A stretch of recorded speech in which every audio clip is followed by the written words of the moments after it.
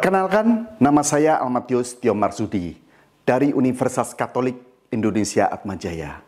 Saya sekarang sebagai ketua dari tim PKM yang bertajuk Pelatihan Jenis-jenis Teknik Audit Investigasi Berbasis Komputer Terhadap Potensi Kecurangan dalam Organisasi. Dalam program pengabdian masyarakat kali ini, kami bersama tim berkolaborasi dengan mahasiswa Maksi dan PPAK Atmajaya untuk memberikan pemahaman dan pelatihan audit investigasi berbasiskan komputer. Setidaknya terdapat 20 mahasiswa dalam program pengabdian masyarakat ini yang mereka berperan sebagai kolaborator dan nantinya akan memberikan pelatihan intensif terkait dengan topik PKM di perusahaan masing-masing. Jadi tadi dikatakan pelatihan jenis-jenis teknik audit investigatif berbasiskan komputer dan potensi kecurangan dalam organisasi. Jadi kalau kita cermati ada beberapa macam-macam audit ya, adalah audit laporan keuangan, audit kepatuhan, audit investigatif dan audit lainnya loh.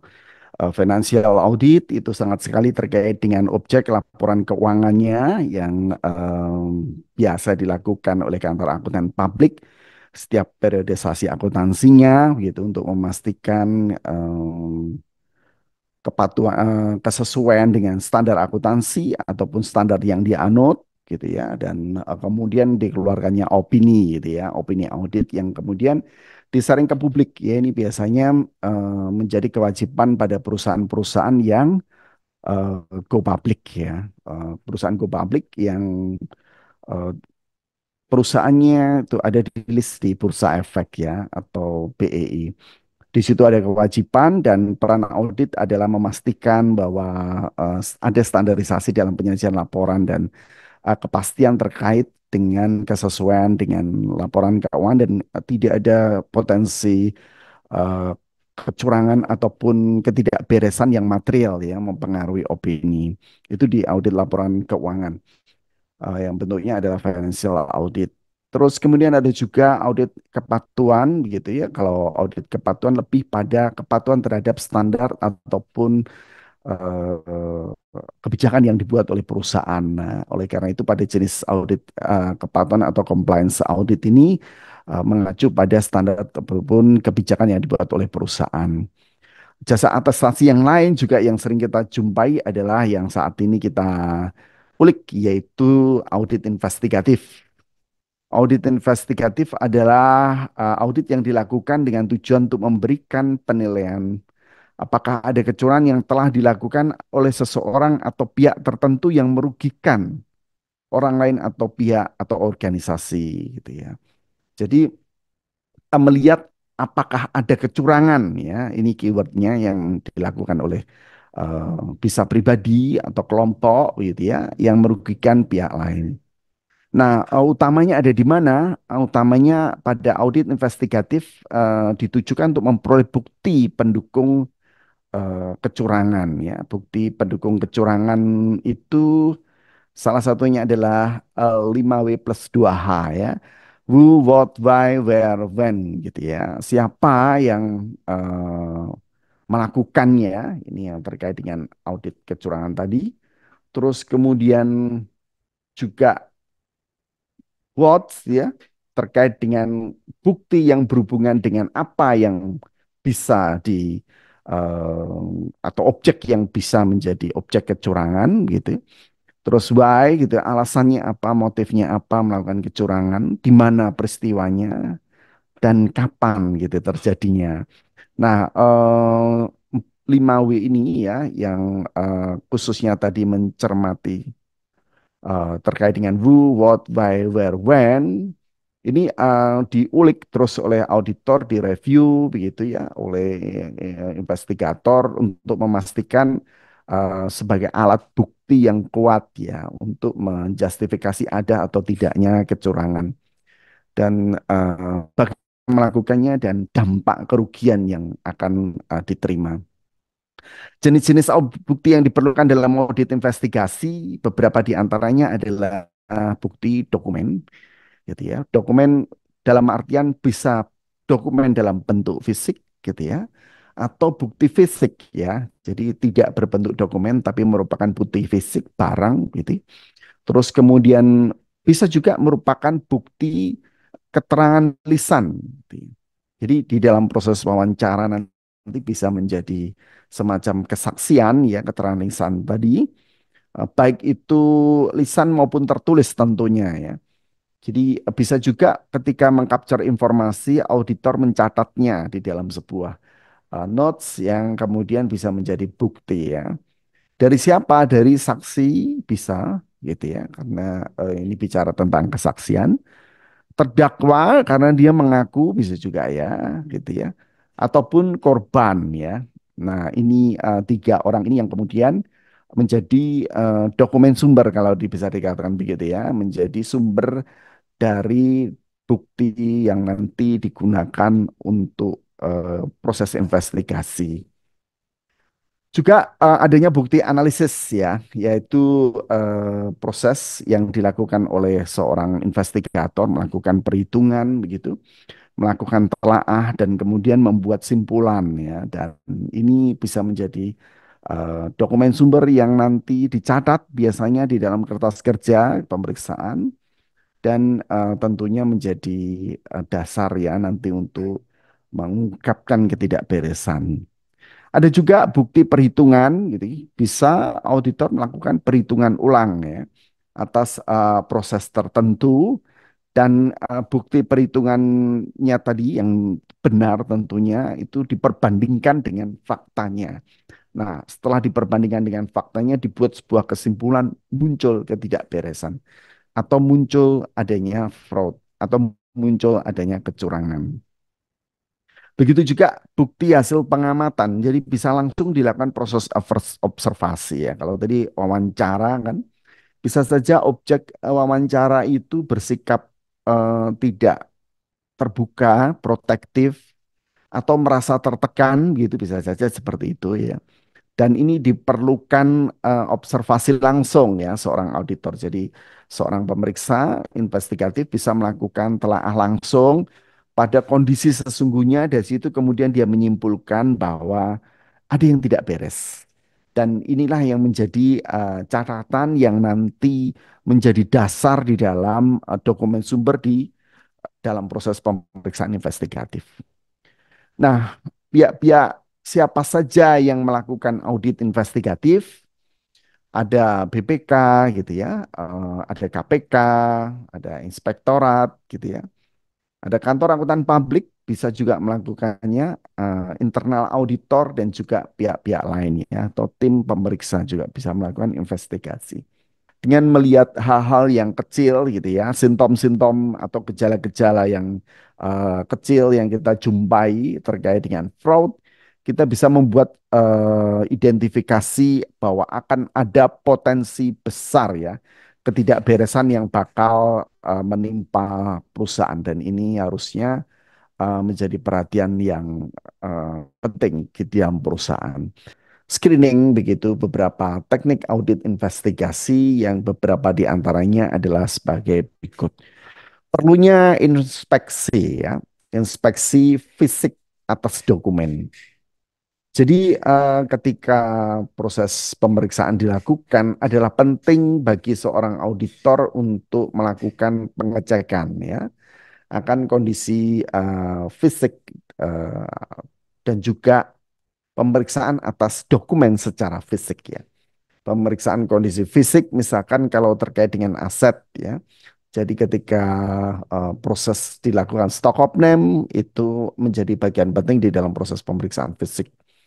Pemeriksaan fisik terhadap dokumen juga menjadi hal yang penting karena dari situ kita bisa melihat indikasi apakah sistem pengendalian internal yang ada di dalam dokumen gitu ya, yang disematkan dalam dokumen itu memang diterapkan atau berjalan dengan baik. Kelihatannya memang sederhana ya, sistem pengendalian internal yang disematkan di dalam dokumen, misalkan voucher, misalkan kwitansi dan lain sebagainya. Tapi dari situ kita bisa melihat adanya potensi kelemahan pengendalian internal yang berdampak pada apa? Potensi kecurangan. Teknik yang lain itu adalah interogasi. Jadi kita perlu memanggil gitu ya, melakukan penelaahan gitu ya, memeriksa gitu ya, calon ataupun bukan calonnya, memeriksa orang yang dicurigai melakukan ketidakberesan. Orang tersebut bisa ditanyain, diulik gitu ya, diinterogasi gitu ya, ditelusur begitu ya, dilakukan cross check gitu, cross silang begitu ya dengan orang yang terkait untuk memastikan bahwa tidak melakukan fraud ya. Jadi ini memang cara yang konvensional ya di dalam proses investigatif, tapi masih penting atau masih efektif ya untuk mengungkap ketidakberesan dengan berbagai cara ya tentunya deh. Tapi secara umum memang dilakukan dengan melakukan cross check atau melakukan konfirmasi silang atas komunikasi beberapa orang yang berbeda yang dicurigai melakukan ketidakberesan.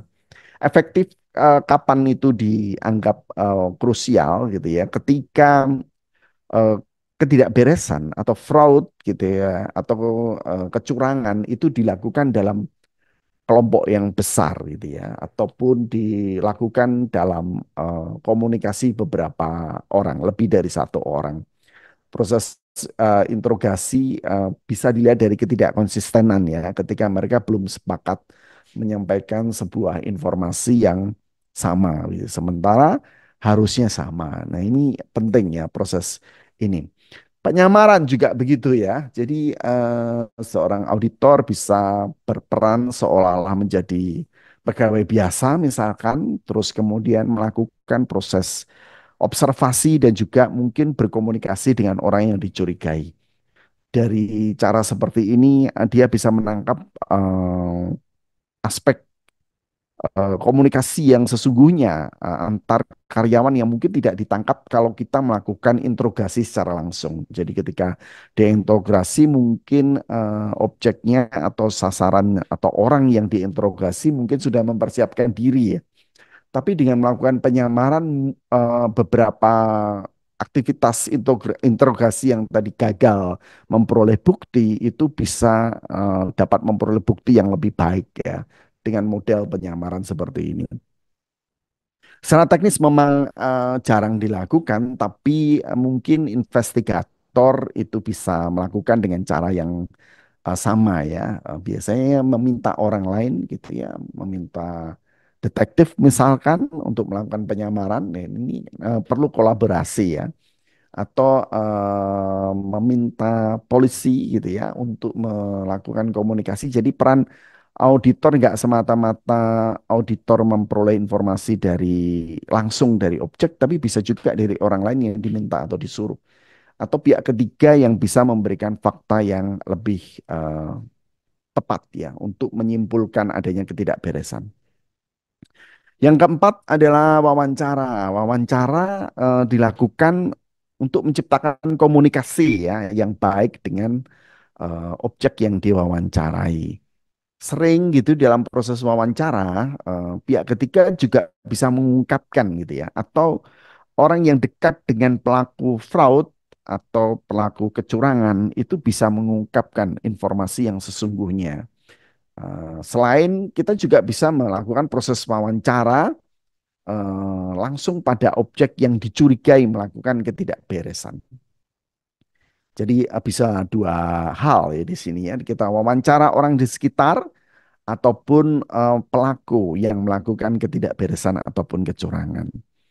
Nah, ini kita bisa melakukan cross check gitu ya. Dan kemudian membuat simpulan yang memastikan bahwa simpulan tadi bisa menjadi bukti. Perlunya whistleblower ini juga sejak Koso ya muncul tahun 2001 di mana peristiwa Enron itu berhasil mengangkat isu bahwa sistem pengendalian internal yang berjalan di dalam perusahaan itu tidak selalu berjalan dengan baik atau tidak baik-baik saja. Jadi sebelumnya gitu, sebelum tahun 2000 orang berpikir ini sudah dibuat sistem dan segala sesuatunya sudah terotomatisasi gitu ya. Segala sesuatunya berjalan dengan baik gitu ya. Tapi ternyata tidak berjalan dengan baik. Karena apa? Karena kalaupun ada sistem ternyata pelaku curang atau pelaku fraud gitu, pelaku korupsi gitu ya biasanya itu mengetahui atau mencermati celah yang bisa muncul atau bisa mungkin menjadi cara untuk melakukan kecurangan tadi ataupun korupsi tadi. Jadi bentuknya bisa macam-macam. Salah satunya adalah dengan melakukan kesepakatan jahat ya atau kolusi ya. Selain ada korupsi, ada kolusi ya. Dengan korupsi dia langsung menyerang objeknya, memperoleh keuntungan dari objek yang dia korupsi ya dengan memanfaatkan jabatannya gitu ya. Kalau bicara korupsi itu kan bicara penyalahgunaan jabatan atau kolusi ya. Kolusi itu melakukan persekongkolan jahat ya. Jadi melakukan kesepakatan dengan orang lain gitu ya, dengan pihak lain untuk merugikan pihak tertentu gitu ya. Atau mungkin untuk menguntungkan kelompoknya, kelompok yang diajak sepakat tadi. Nah, sangat sulit ketika proses wawancara ataupun proses penyamaran tadi dilakukan ketika orang-orang yang terlibat di dalam aktivitas kejahatan finansial tadi gitu ya, itu sepakat atau sudah merencanakan dengan baik gitu. Dan kalau kita melakukan proses interogasi, wawancara, mungkin mereka punya argumen berbeda-beda ya. Argumen yang kuat untuk memastikan bahwa mereka bersih gitu ya. Tapi kita bisa melihat dari ini ya, keluhan, saran ataupun mungkin bisikan gitu ya, whistleblower dari orang ataupun pihak lain ataupun lembaga gitu yang mencermati proses ini ya. Jadi bisa saja mungkin di antara beberapa orang yang sepakat tadi ada yang nggak berani melakukan ataupun tidak setuju melakukan tapi tidak berani mengungkapkan. Nah ini harus diberi ruang ya. Nah sejak Koso yang muncul karena ada peristiwa Enron di tahun 2001 yang menyebabkan ini ya problem besar di Amerika Serikat ya di mana ada kedekatan antara auditor dengan auditingnya yang menyebabkan keluarnya wajar tanpa perkecualian sementara beberapa bulan kemudian perusahaan dinyatakan bankrupt ya. Jadi kedekatan ini susah dideteksi ya, karena mereka menciptakan sebuah relasi yang cukup kuat, cukup erat, sehingga hanya orang lain yang mungkin mencermatinya dan bisa mengidentifikasinya dengan baik. Nah, ini bisa muncul dari whistleblower ini. Nah, oleh karena itu biasanya kalau di dalam perusahaan gitu ya, ataupun di dalam sebuah korporasi, mereka menyediakan kotak ruang dan saran ya, ataupun kotak keluhan gitu ya. Nah, ini kalau budaya ini diciptakan itu akan sangat sekali membantu ketika ketika auditor menerima gitu ya, surat kaleng gitu ya, bisa dikatakan begitu ya, ataupun keluhan gitu ya, ataupun komplain yang muncul dari whistleblower ini.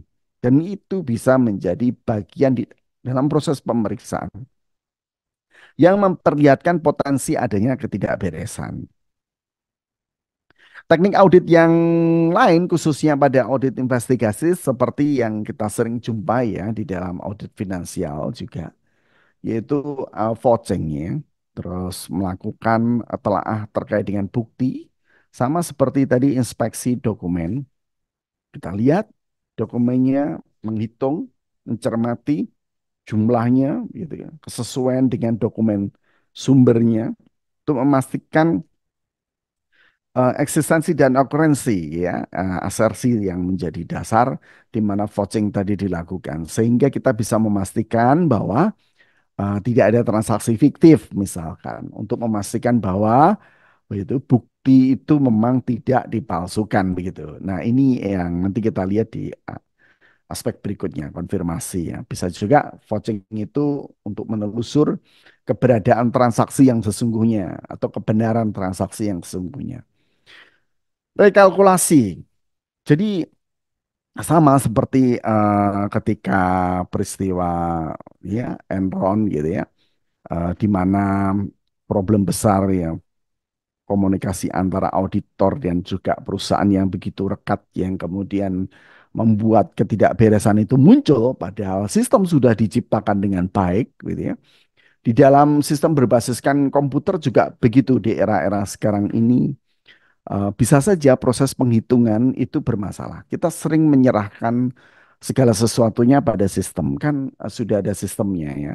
Nah, ini yang perlu ditelaah ulang. Jadi, mestinya pada audit investigasi, mekanisme melakukan penghitungan ulang tidak begitu mudah percaya saja pada sistem yang sudah dibuat atau di-create di dalam perusahaan, itu bisa membantu kita menemukan ketidakberesan.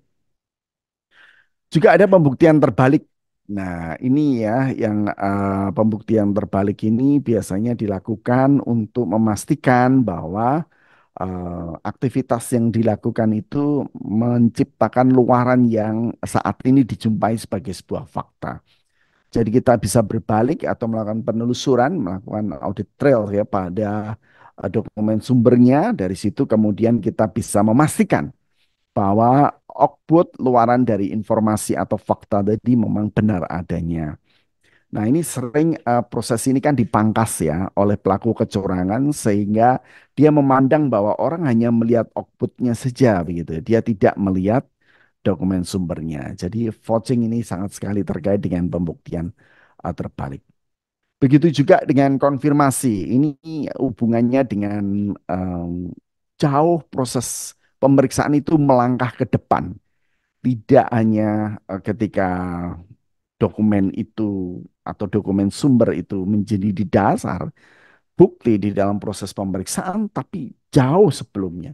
Kapan? Saat transaksi itu terjadi. Jadi ketika konfirmasi dilakukan, sebetulnya kita memastikan bahwa dokumen yang muncul dari transaksi tadi atau bukti transaksi tadi memang berangkat dari kejadian yang sesungguhnya.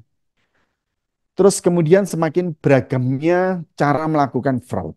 Ya, nah, karena apa? Karena pelaku kecurangan, pelaku fraud itu juga sudah mulai berubah menggunakan cara-cara yang tadi saya sebutkan, menggunakan teknologi, menggunakan perkembangan teknologi ataupun informasi yang lebih modern yang kemudian menyulitkan kalau kita masih menggunakan cara-cara yang lama dalam melakukan investigasi.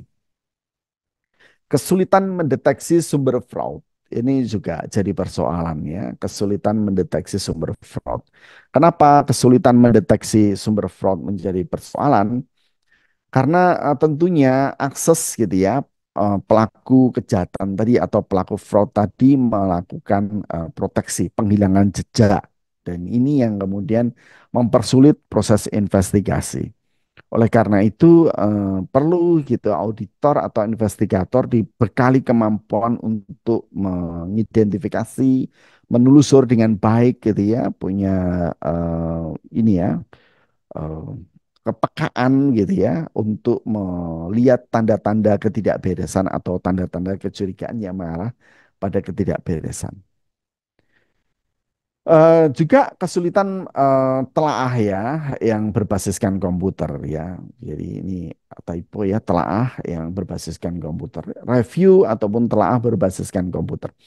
Jadi selaku investigator dan juga audit investigasi kita harus beralih ya dari cara lama yang melakukan analisis fisik tadi karena objeknya juga sudah berubah. Kita harus sesuaikan juga dengan teknologi informasi ya. Pemanfaatan teknologi informasi realnya mungkin adalah pemanfaatan komputer ya untuk melakukan proses investigasi. Dan ini menjadi sebuah cara yang paling tepat ya untuk melakukan aktivitas pembuktian.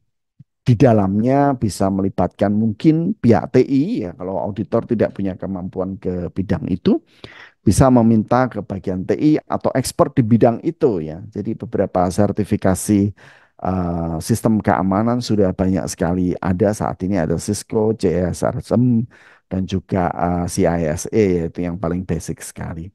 Nah, ini tentunya akan membantu melakukan telaah gitu ya, juga melakukan review atas objek yang diperiksa.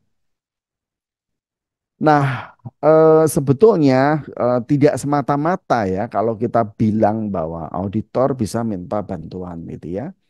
eh, Ekspor ya di bidang lain untuk melakukan telaah. Tapi kompetensi auditor juga harus di-upgrade ya. Karena memang harus disadari bahwa kita tidak bergelut berkecimpung di bidang teknologi. Kita berkembang di dalam disiplin ilmu akuntansi dan ekonomi ya, yang kompleksitasnya juga sudah tinggi. Tapi sepertinya naif kalau kemudian kita bilang bahwa ya semuanya berjalan dengan baik gitu ya. Ya, walaupun sebetulnya di balik itu kurangnya pemahaman auditor ya, atau kurangnya kompetensi auditor ketika melakukan proses pemeriksaan. Dan ini auditor perlu gitu ya dibekali dengan kemampuan analisis data. Jadi sekarang juga sudah mulai menggejala gitu ya, karena segala sesuatunya basisnya adalah data atau database gitu ya. Sehingga auditor juga harus punya atau dibekali kemampuan ke arah itu, kemampuan untuk melakukan telaah berbasiskan pada database. Nah, solusinya bagaimana? Solusinya adalah TABK ya. TABK sebagai sebuah solusi. Teknik audit berbantukan komputer. Jadi penting gitu ya, sebagai seorang akuntan gitu kita terlibat di dalam proses yang sudah berubah tadi, yang ada bauran teknologinya. Apalagi kita sebagai seorang auditor ya, baik itu auditor internal eksternal ya, yang terlibat atau bergelut dengan data yang objeknya juga sudah berubah, yaitu objek teknologi atau objek yang berbasiskan pada komputer. Wujudnya adalah data. Data yang tentunya tidak berwujud fisik lagi. Sehingga perlu apa? Perlu komputer assisted audit teknik ataupun teknik audit berbantukan komputer. Nah, ketika menjadi solusi dalam identifikasi fraud, gitu ya, sistem berbasiskan komputer ini ada tiga model sebetulnya. Tiga model itu salah satunya yang pertama adalah yaitu audit around komputer. Jadi melakukan proses pemeriksaan gitu ya, melakukan proses audit dengan melihat komponen-komponen di luar komputer itu sendiri. Ya, kalau kita melihat sistem sederhana ada input, proses, output. Berarti yang dilihat adalah input dan outputnya. Gitu. Nah, ini kalau kita bicara tentang audit run komputer, itu teknik audit yang pertama pada computer assisted audit teknik. Yang kedua itu adalah dengan melakukan audit through komputer. Gitu ya. Jadi kita tidak bisa naif ya menganggap bahwa komputer itu sudah berjalan dengan baik. Sistem itu sudah diciptakan dengan biaya mahal gitu ya. Jadi terpercaya gitu. Kita nggak bisa mengabaikan itu karena pencuri gitu ya ataupun pelaku fraud itu punya banyak cara ya untuk melakukan kecurangan, dan sistem itu dalam perkembangan waktu dan teknologi bisa dikatakan tidak ada sistem yang sempurna terkait dengan potensi ketidakberesan. Nah, proses ini kan bisa gagal ya. Oleh karena itu peran audit crowd komputer tadi menjadi penting. Jadi kita nggak hanya lihat antara input dan outputnya atau around komputernya, tapi komputernya juga diperiksa. Ini yang kemudian kita kenal dengan yang dilakukan proses pemeriksaan berbasiskan pada white box ya. Jadi ada dua model, black box dan juga white box. Yang black box itu pada audit around komputer dia tidak memandang sistem prosesnya. Yang dia lihat itu adalah input dan outputnya. Sementara kalau white box itu maksudnya adalah prosesnya menjadi transparan. Kita juga ikut telaah prosesnya. Nah, ini yang kemudian menjadi era baru di dalam proses pemeriksaan investigatif, di mana auditor dituntut gitu ya, auditor dituntut paham teknologi informasi. nggak seperti masa transisi zaman ini kan, oh itu kerjaannya BSTI ya, atau kerjaannya TI ya, bagian divisi TI dipanggil suruh kerjain. Tapi dengan kompleksitasnya teknologi dan penyajian informasi saat ini, kalau terus-terusan orang TI ya peran akuntan akan hilang gitu ya. Oleh karena itu akuntan, auditor itu perlu memahami audit berbasiskan komputer gitu ya khususnya. Karena dia juga harus bisa melakukan pemeriksaan atas proses gitu ya. Nah, ini juga yang menciptakan audit yang ketiga karena tuntutan makin masif tadi ya, yaitu audit with komputer. Jadi Dengan kegiatan PKM ini dan menerapkan sistem klaster yang melibatkan kolaborator sebanyak 20 mahasiswa, kegiatan PKM ini diharapkan menciptakan solusi yang berkelanjutan. Kami berharap kegiatan PKM ini dapat berlangsung di masa mendatang dan akan menciptakan efek snowballing bagi pembelajar di luar kampus. Sekian dari kami dan salam sejahtera dari Universitas Katolik Indonesia Atmajaya. Bangga Atmajaya.